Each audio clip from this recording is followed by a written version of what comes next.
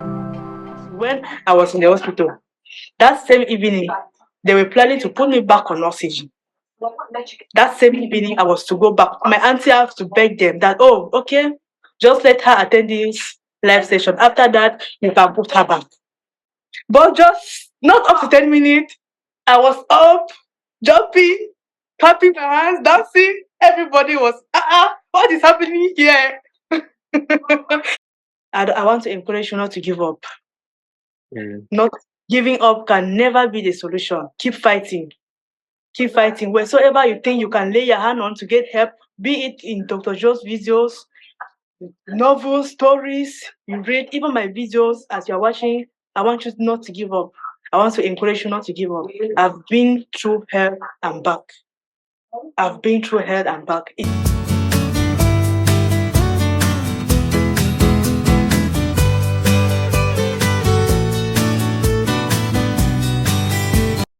Hello, everybody. I hope you're all doing well. Today, we have a very special guest with us, joining us from Cameroon, Africa. And her name is Amida. She has a very powerful and very inspiring story to tell. I personally have been very inspired by her story, and I have had the privilege and honor of being a small part of it in the recent past. So I wanted to take this opportunity to talk a little bit more with her and share her story with all of you. So Amida, thank you so much for joining us. How are you doing today? I'm okay. I'm okay. I'm fine. As you can That's see, fine. I'm fine. I know you're fine. You're looking fantastic. Thank you so much. And yeah, it's so good to see you finally live. I know we've chatted on WhatsApp a lot, but it's finally great to see you live. Yeah. So, I wanted to go back a little bit into the past, into the beginning, just a little bit about your background, on where are you from, how, and you can start the story from there. Okay. My name is Amida, as you earlier introduced me. I'm from Africa, Cameroon. Precisely, I live in Limbe with my family. It used to be my mom, my dad. Now I lost my mom, I lost my father. Now I'm just with my auntie, then my husband. Tell us a little bit about your journey in your life. You were born in Cameroon. How was life in Cameroon growing up? And then what do you do? And then we can move from there to how you found Dr. Joe and the healing meditation and how that helped you. Maybe we can start a little bit from there. Okay. Ever since when I was still a child, it has not been easy from one hospital to the other, from one illness to the other. It cannot be easy for me and my family. So, yeah, everything started so fast. It was last year when I was pregnant. Yeah, I got pregnant for triplet. I lost everything. I lost it all due to cardiac problem, due to heartbeat. I was always unconscious, always in the hospital, from one hospital bed to the other. Due to that, I lost my shop. My shop was robbed, burned. I lost my mother. In fact, I lost everything that I had. Yes. So earlier, I think 4 months or 5 months back, my husband, Simon, he introduced me to this group, Healing with Love. That is when I met you.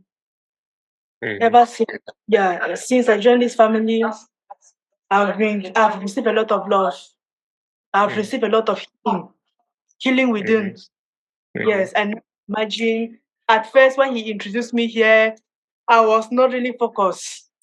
I was like, this is not where my help will come from. My help will come from the hospital. I don't need this. I don't need this. But at times, at time was going, I was chatting with you, asking you so one or two information. You gave me the book. The other time I asked you about a book, you sent it to me. Dr. Joe's book. I went through Yes. the book. Yes. I went through the book. It has really helped me a lot. The book has really helped me a lot. Yeah. So just of recent, I think my shop was burned. My mother's shop was burned. I went unconscious. I was in the hospital for almost on oxygen for almost 2 weeks. When I got up, I could not even move. I could not even move. Like I could not move. They had no hope. There was no hope. They thought I was dying. So my husband signed me up in the healing section. He Mm. was the one that me. He talked with you. Mhm. You, yeah, I think he discussed about that with you. Then you signed me up. I was in the hospital. My auntie was the one that put the phone on my ear. I could not even talk. I could not even breathe well. So when the healing session was going on, I was like, God help me. I know my help will come from here. Help me. Immediately the healing session started. I imagined myself. I was still on the bed. I imagined myself in the hospital when it was time for the meditation. I imagined myself. I closed my eyes. I imagined myself in the house doing one or two things, jumping, cleaning my house. That was how I don't know what happened. I don't know what came over me. That was how I jumped on the bed. Everybody was shocked. I jumped from the hospital bed. Even the doctors, they were like, no, this help like that, we are not the one. What happened? What is happening? What happened? What have people done? I showed them the messages, the group. He logged in, he saw everything. He was like, no, no, this I have to read more about this book. He was like, what's the name of the person? I said, Dr. Jones. Just type, Google it in YouTube. You can see most of his videos at times. Mhm. Yeah, it has really helped me a lot. So I'm really grateful for all the help that people have helped me, both financially and everything. Yeah, I'm so happy. Of course, thank you. It was my privilege personally, and also I'm sure the group got a lot of love, because when we share love, we also receive love. Why do I do this work? Because when I do the healing, when I lead the healing sessions, it's not that I don't get anything out of it. I get so much love and so much energy. There are times I know that you can't see me, you can't hear me because my camera's off and I'm on mute, but I'm crying because that love is so strong, that energy is so strong. And I've had miracles happen in my life just through this healing sessions as well. So thank you for that, because you give me an opportunity to share love and receive love in return. No, yeah. So I'll- so your life is unique compared to a lot of people who are listening to this, or who are watching this. So tell us a little bit about your life. Now, you said that you've always been sick and you had some I mean, you live in a crisis area, right? So maybe tell us a little bit about how life has been for you since childhood. What are some of the things that other people can't even imagine that you have had to go through in life as a child? yeah, as a child, since from birth, I've always been sick. I was sick, even at some time, my father would take me to the hospital. Even the doctors, they would be like, just give up on her. Do you keep spending money always in the hospital with her? This child like that, she's going to finish you people. Just give up. You people should go and throw her away. Yeah, everyone growing up, it was not easy. All my life, Mm, it has not been easy. Yeah, it has mm, not been easy. From when I was still 3 to 4 years, yeah, it has not been easy. Yeah. When I think, yeah, it stopped a little bit when I think from 10 to 20 years, I was not experiencing anything. It was just last year when I got pregnant. mm. Everything came back. Okay. Do you have any siblings, brothers or sisters, or you're the only child? I have a brother. I have a brother. Yeah, I have an older brother. Okay. Yeah. So it has not really been easy. But due to the love, I've never give up on myself. I Hmm. was like, people look at me, this is not who I am. Mm, Child of God, I'm a blessing to my family. That's what my husband always remind me all the time. You are a blessing. You can do this. This is not mm, what you are strong. Stop looking at yourself as if you are sick. You are strong. You are a strong woman. You can fight this. Even when I'm on the sick bed, I feel like, oh, I'm giving up. He said, no, you can do this.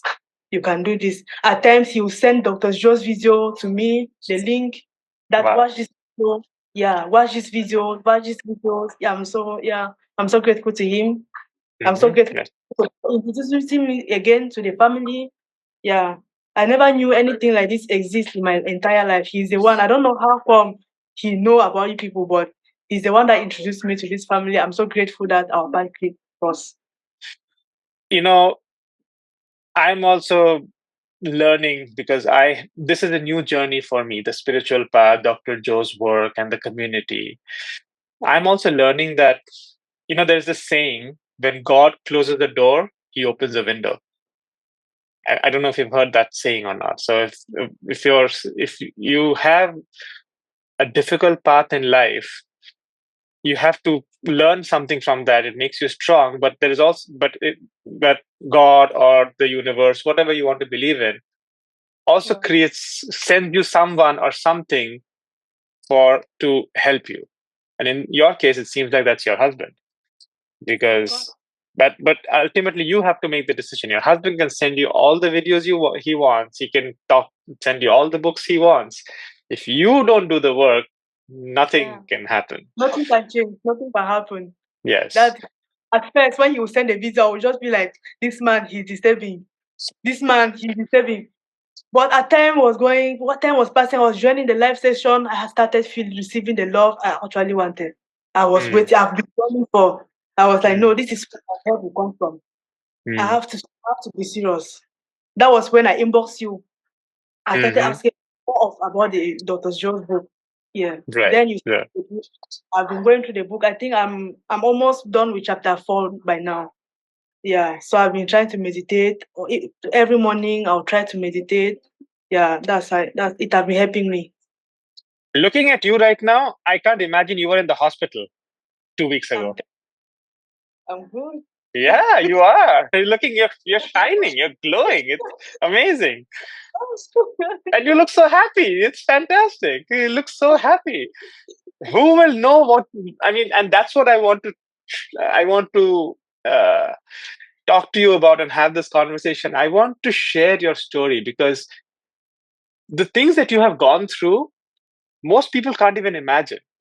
So I want us to talk a little bit about that, because I think your story can be very inspiring for a lot of people who think that they're suffering a lot, but then they hear your story and they're like, oh my God, I can't even imagine that. So I'm good, So maybe talk a little bit. So you said your childhood, yes, you were sick all the time, but your parents didn't give up on you. Everybody else said, nah, fine, forget it, forget Amida. Somebody said that leave her on the road. Is that what you said? Like leave her on the highway? That was but your parents didn't give up on you. Yeah, my parents, they didn't give up on me. The doctor is the hospital. They were like, you people should give up on this child before she killed you people. It is too much. All the time, people are in the hospital. All the time, you are in the hospital. You have said almost everything. What is all this? I'm so glad. If at some point, I almost lost courage in myself. I was like, oh, I want to give up. I want to give up. But then again, I look at my parents, the love that have been showing me. Yes. And then coupled to the fact again that I'm in Cameroon, to a place where there's a crisis in our country right now. Yeah. So most time I'll be sick. For me to get to the hospital, it's a very big problem. Yeah, due to the war, due to the crisis. Maybe today, because every Monday people don't work here. Every Monday they consider it as a ghost town. Imagine for sick on this day. There is no way to go to the hospital, no vehicle around to take you to the hospital, no bike, no means of transportation. Yeah, it was not easy for me. But I'm so glad I am alive today. Yeah, I'm so glad I'm alive today. So I want to encourage, if you are going through the same situation that I've passed through, I want to encourage you not to give up. Not giving up can never be the solution. Keep fighting. Keep fighting. Wheresoever you think you can lay your hand on to get help, be it in Dr. Joe's videos, novels, stories, you read, even my videos as you're watching, I want you not to give up. I want to encourage you not to give up. I've been through hell and back. I've been through hell and back. It has not been easy. I've fight for my life. I've struggled. Even when I was in the hospital at times, I don't know if someone sent people behind me. I don't know. I was in the hospital at times. I feel like someone is strangling me, they're pressing my neck with a pillow for me to die. I don't know how it was happening. But I just want to encourage someone watching this video. Don't give up on yourself. That situation you think you can never get through it, just keep holding on. Help is just so close. Yeah. Keep fighting. Keep fighting. Keep believing in yourself. Don't listen to whosoever that wants to be like, oh, look at this person, look at this. Who is she? She can never help somebody. She's a coach. Oh, no, no, no, no. Don't believe in whatsoever people are saying. Believe in yourself. I fought through that. You can do it. I went through a lot. Beautiful. So, yeah. Beautiful. Thank you so much. That is, I'm having chills right now in my body and I'm listening to you. It is such a powerful message. Do not give up on yourself, no matter what anybody else says. Never give up. No matter even what you are passing through, never give up. Even a financial situation, don't give up. Just trust me. Help will come. Help will Yes. come. Few weeks back, I was in the hospital. There was no means. I think the community, the family, they helped me. I thought I was going to remain in the hospital for the rest of my life. But look at me in the house. So, yeah, nothing is impossible. Nothing is Yes. impossible. Just meditate. Imagine yourself that I am out of this situation and you'll see yourself out of the situation. Mhm. Yeah. Yes. That is really true. And you said that you were going in and out of the hospital. Well, you were sick a lot, and then for about 10 to 20 years or so, you were fine. And then again, your health deteriorated. What happened there? Can you tell us how that happened? When I was pregnant, everything was fine. Everything started when I lost my shop. What That happened same about that? morning, yeah, it was robbed. What My shop did shop, you have? What kind of shop did you have? I think a fashion Fashion store. shop. Okay. Yeah, fashion shop. I was selling almost everything. It was just mixed. Yeah, it was just mixed. I was into everything, hair, everything. Yeah, so that morning I got a call that my shop had been robbed. I just went unconscious. You were pregnant at the time with triplets. I went Okay. unconscious. I Okay. went unconscious. I think I was unconscious. The next moment I woke up, I was in the hospital. My mom, my husband, and my uncle, they were hiding it from me because they knew I was pregnant. Maybe due to the situation, I could lose the pregnancy. They didn't want to tell me. So my mom was struggling everything to stop the shop back. So that immediately I got back from the hospital, everything will be fine. So when I got back from the hospital, everything was fine. And again, like same circumstances, it keeps happening. If the shop is not robbed, it is burned. If my mom's shop is one from one bad situation to the other, that was how I keep finding myself in the hospital, and then at the end, I lost the pregnancy. So you said your Yeah. shop was robbed first, Yes. but then you said it was burned. How did that happen? What was that? The one that was burned was my mom's shop. We had two shops. Okay. That was my Okay. mother. Yeah. My mother, she used to sell home appliances. Mm. Yeah. Most times she go to different countries to buy. Mm. But Okay. out of a sudden she lost almost everything. When we was in the hospital, it's like people knew that we're in the hospital. We're always in the hospital. So they had upper hands. After they're in the hospital, if we broke the place now or burn it down, nobody will know. Yeah. Mm. So due to my health, I think we neglected the business. It was always down, always closed. So yeah. At the end of it, I still lost my mom. Mm. Yeah. Due to everything that happened, she died of shock. Of Yeah. shock. Yeah, she died of shock. That was what happened. Though she went to another country to buy, that was when we lost her. Mm. Yeah. In another country. She went to buy to Nigeria. Yeah, another country in Africa. Mm. She went there to buy, she struggled, had means to restock her shop. When she struggled, I was still in the hospital. She went there to buy so that at least she could look for other people to come and keep in the shop. People that could sell for her while she take care of me. Yeah. Mm. That was the next thing I heard is that my mother is no more. That was her left from with me. Wow. To just a short number of time, I lost almost everything, including my mother. Which year was this? Just last year, 2024, I lost my mom not up to 6 months, I think 7 months ago. Oh, so you were 7 months pregnant. Oh, so you were pregnant when your mom passed away. No, well, no, my mom passed away. No, I already lost the pregnancy. Oh, you already lost. Okay, okay. Yeah. Wow. I'm so sorry to hear that. And what about your dad? I lost my dad, I think 2009, I see. 2010. Yeah. Okay. But you had your husband when your mom passed away. Your husband was there. How long have you known your husband for? Almost more than a year now, almost 2 years. Okay. Okay. Yeah. Well, he's an angel for you. Indeed, indeed, a great man at that. Hmm. So God or the universe prepared you for a difficult situation by sending your husband to you before this happens. Yeah, I call him my dad. I call him daddy. Uh, yes, that's beautiful. I'm so sorry to hear that you went through such a difficult time, but seeing you sitting here and glowing and smiling after that, after what you've gone through, wow, that's amazing. And then you live in a crisis area. What is that like? What is life like in Cameroon? How has that been for you in the last few years? Oh, I think we have had the crisis in Cameroon since 2016. Mm. There are other regions, there is no school. Like me, I was schooling.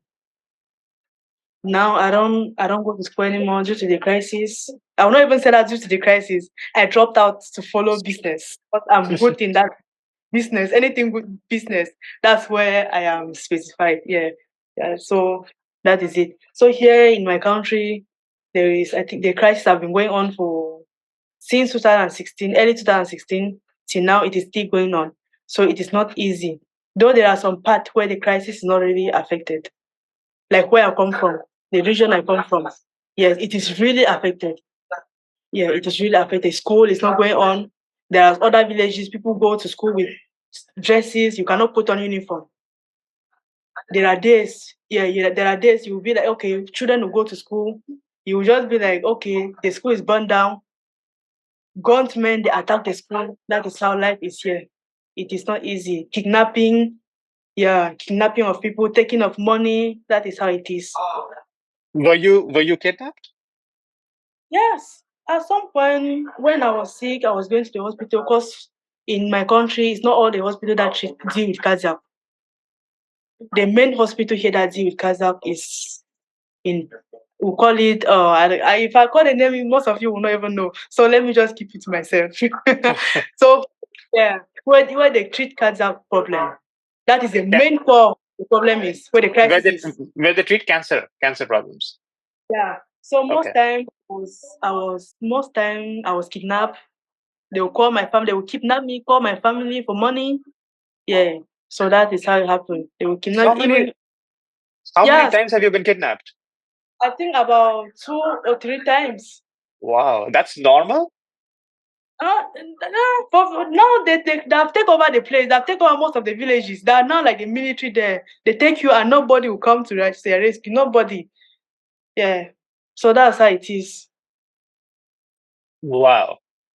Yeah. I So cannot most time, even I can't even imagine that you were kidnapped 2 or 3 times. And so what happens? They kidnap you, and then how was that experience? Tell me, what was the first time you got kidnapped? What was that like? the first time I was with my auntie, we were coming back from the hospital. Yeah, they demanded a very huge sum of money that if they don't give the money, they are not going to release me. They let my auntie go. They held me back. Yeah, that we have to give money. I stayed there for almost 50, almost 24 hours. I was there. Wow. Yeah, almost 24 hours. I was there. They were calling. My auntie would call, call, call. They were calling, making calls left and right. Money was coming. Money was coming.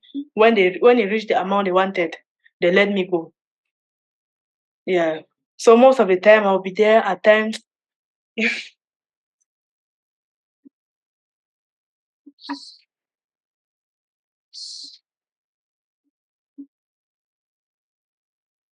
at times I'll stay there.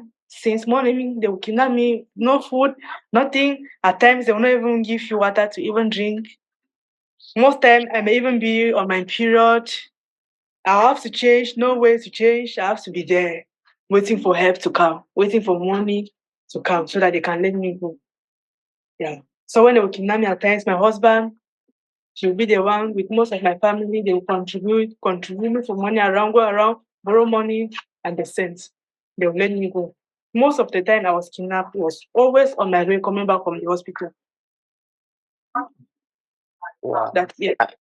And they're like at gunpoint. They have guns and there are lots of men and they just take you in the car. I mean, Yeah, okay. The first time was so strange to me because it have never happened to me before. I was so scared. Imagine all my life I've never seen gun. You are seeing people with guns, long marches, well sharpened. I was like, God, is it how after all the fighting, is it how I'm going to end? Is it where I will end? That was the question I kept asking myself. I was like, oh God, don't allow this to happen to me. I kept praying. I kept praying. My husband would call. He was like, keep meditating, keep meditating. Then they will call again. They was like, oh, if people don't send the money, we are going to rape her. We'll sleep with her one after the other, only for money to come out. When I heard that, I was so scared. I started shaking. I started shaking. That was why my blood pressure was increasing, increasing, increasing. My heartbeat, it increased so fast that I felt I was going to fall down. Yeah. So immediately they sent all the money they wanted. They let me go. The second time they did that, it was not really that strange because it has once happened. I was already getting used to it. I was getting used to. So the second time I was just like, okay, normal thing. You call, they send money and so on. At times I will beg, nothing. They will not listen. All they want is money. They will keep you there. They will be like, okay, people are in town. We're here in the village suffering, fighting for the betterment of the country. People are in town. People have to give money. You have to give money. You have to give money before you pass. At times they'll go through my hospital books. They'll be like, okay, look at the money you are spending in the hospital. You have given the doctors. Now you have to give our own. Yes. I'll be like, okay, you are fighting for the betterment of the country, as you said. Is it how you want to treat me as citizens? Because I am now like your citizen. You say you want to be our government, our new government. Is it how you want to treat me? At times they will beat me up for asking them questions. Yeah, beat me up for asking them questions. That is it. When money comes, they allow me go. and what is the maximum amount of time that they held you? 24 hours or more than that? Yeah, they've never held me for more than 24 hours because my family always try to have money to send. Mhm. Yes. If money doesn't come, they will not let me go. Wow. So that's it. So due to that, they sell so many things, so many things. My mom had to sell so many things just to free me, just to save me, just to make sure that I am okay. Yeah. Wow, I'm just feeling it right now, whatever you said. It is, I can't even imagine. I am in the US now, but I come from India. So I know there are places in India, but where there have been crises in the past, but not like this, where this is like a normal, it's almost like your normal life. I'm telling you. Wow. Thank you for Yeah. sharing. Thank you for your vulnerability. I think this is very powerful and it's going to bring a lot of things in perspective for a lot of people who think they're having a tough life, but when they hear your life, hopefully it'll inspire them to know that, well, there is always, they can always get better. They can always be worse, but they can always be better. They can always be better. Yes. Um, so, okay, so this was all last year, and then your husband found Dr. Joe. We should get your husband on the call also at some point because I think I would love to hear his perspective also at some point. But maybe we'll have Simon as well on the call sometime if he wants to be.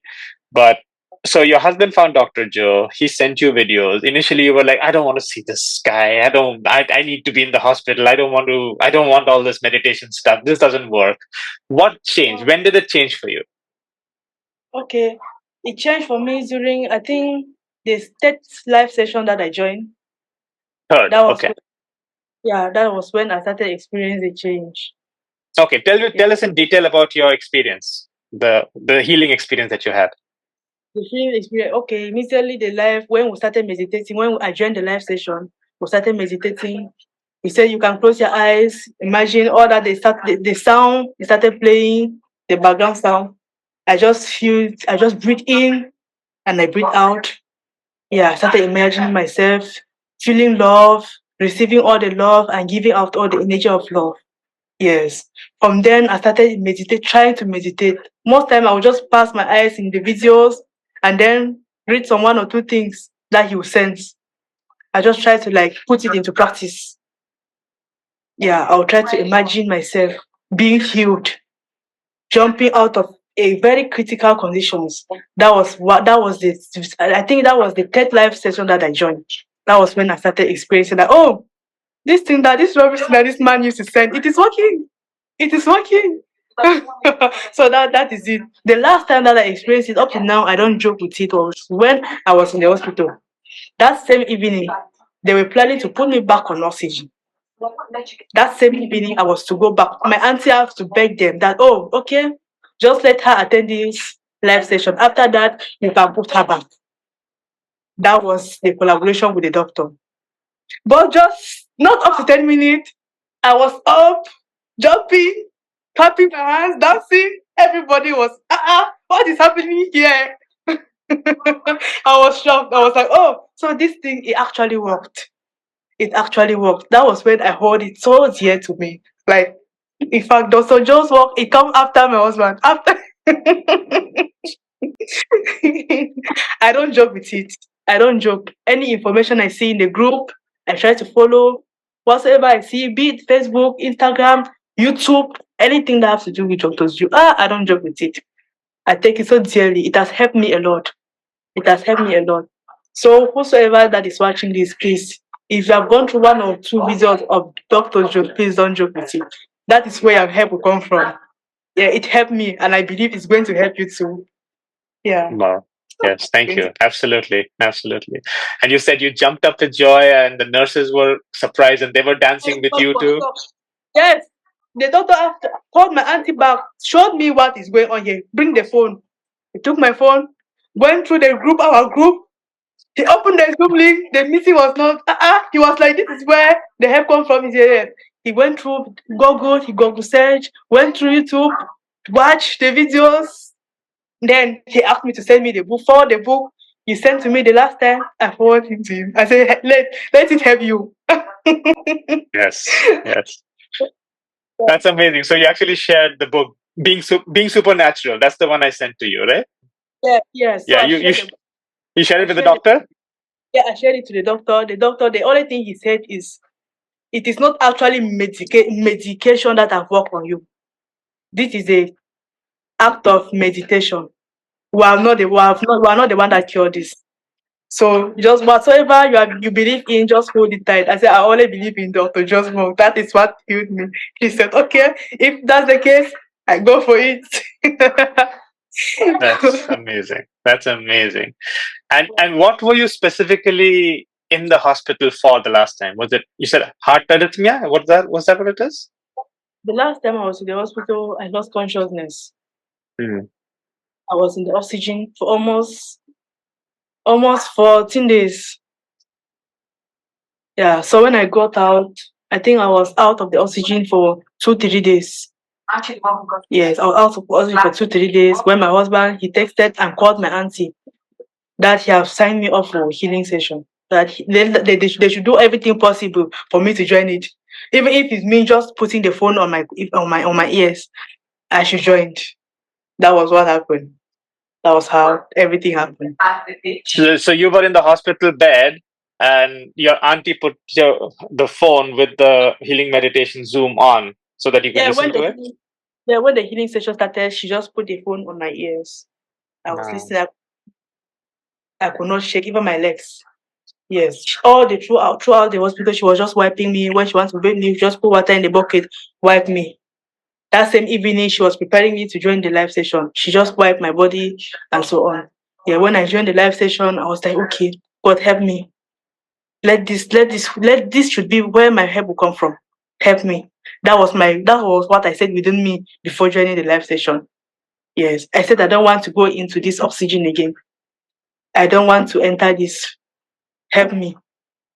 That was what happened. When I joined the live session, I think I just joined for like 10 minutes when the live session started. When we started meditating. Yes, for like 15 to 10 minutes. Yeah. I just imagined myself in the house, walking as I used to do, doing my daily duties, jumping around the house.